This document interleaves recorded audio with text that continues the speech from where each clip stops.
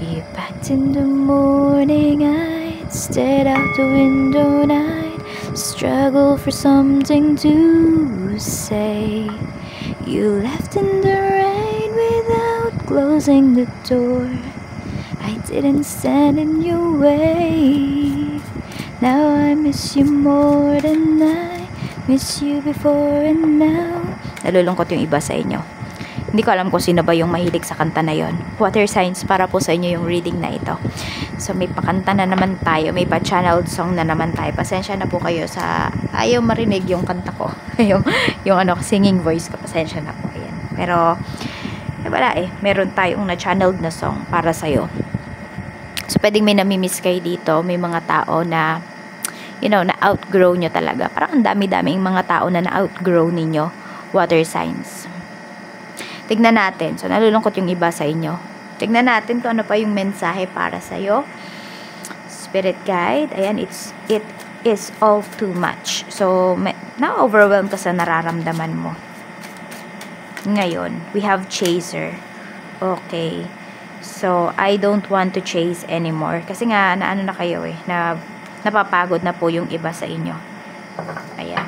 Pero huwag kayong mapagod na i-chase yung dreams ninyo. Maaring sabihin natin yung action na ginagawa mo towards your dreams. Pwede kasi na yan yung dahilan kung bakit hindi mo na-achieve yung goals mo or yung dreams mo. Kaya medyo umiba ka ng strategy.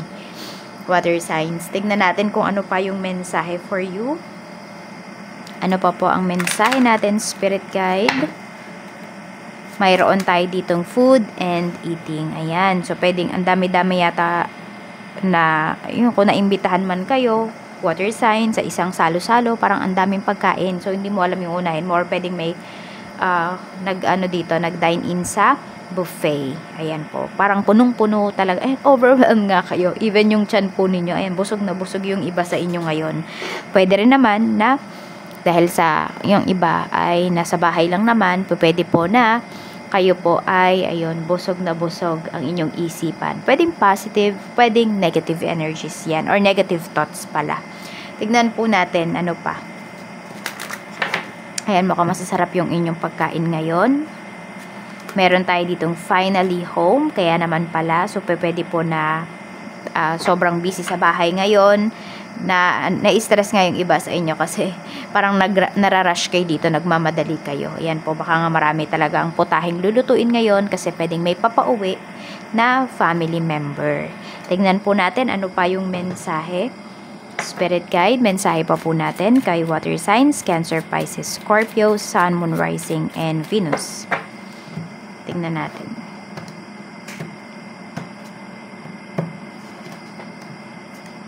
We have summer. Okay. So, ito nga. Kung meron dito ay nahirapan kasi iba. Pwedeng nahirapan mag-diet yung iba sa inyo. Nahirapan kayo. Pwedeng naghahanda na kasi for beach body. So, baka nag-gym yung iba sa inyo ngayon.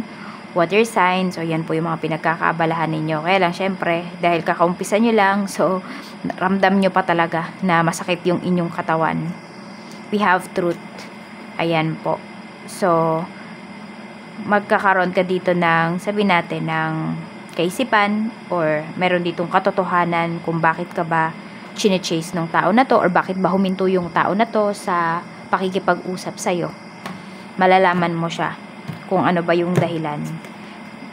Akala ko ano to. No? Ito pala yung nginat-ngat ni Dimitri. So, we have death.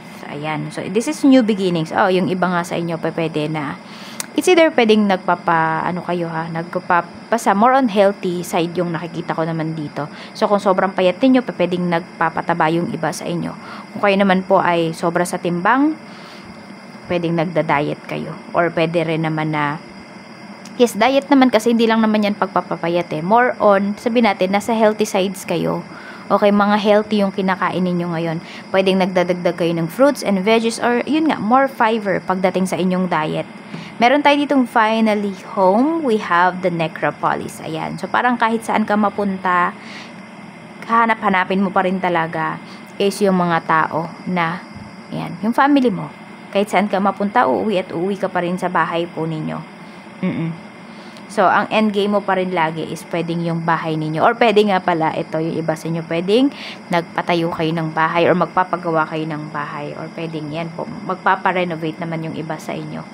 So, tignan natin. Ano pa yung mensahe para sa'yo? Spirit guide, mensahe pa natin. Kamusta po pagdating sa trabaho ngayong araw na ito? Kamusta po si water signs pagdating sa trabaho ngayong araw? Shuffle lang natin para mawala yung mga negative energies.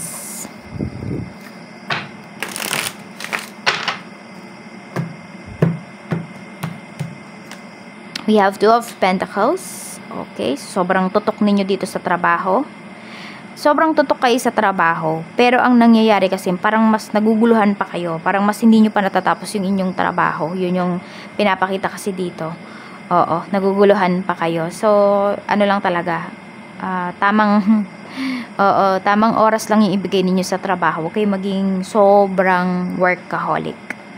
Kasi pwedeng, ayan, nawawala na kayo ng time sa inyong sarili, nawawala na kayo ng time sa inyong family. Tignan po natin pagdating naman sa negosyo. We have 8 of Pentacles. Maganda yung negosyo ninyo ngayon. Tuloy-tuloy po yung kita. And also, pwede rin na meron kayo ditong new project na ginagawa. Ayan. And, nakikita ko din dito na mas, sabihin natin, mataas yung quality talaga ng inyong produkto or ng mga services po na ino-offer ninyo sa inyong mga kliyente. Kaya naman talaga na kahit magbayad sila ng medyo mahal, you know, is nagbabayad talaga sila. Kasi alam nila na quality yung products mo. Kaya alam mo yung hindi nakakapanghinayang water signs na mag-avail sa'yo, na bumili sa'yo. Tignan natin kung ano pa yung mensahe pagdating sa pera. We have 8 of Swords. So may freedom kayo dito. Makakaranas kayo ng financial freedom. Pwede ngayong araw yan. Umpisa na po yan. Ayan, ang dami nyo nang na-survive dito. Meron din dito, pwedeng makakabayad na po kayo ng utang. So, pwedeng last payment nyo na ngayong araw na ito. Utang yan, pwede sa isang tao.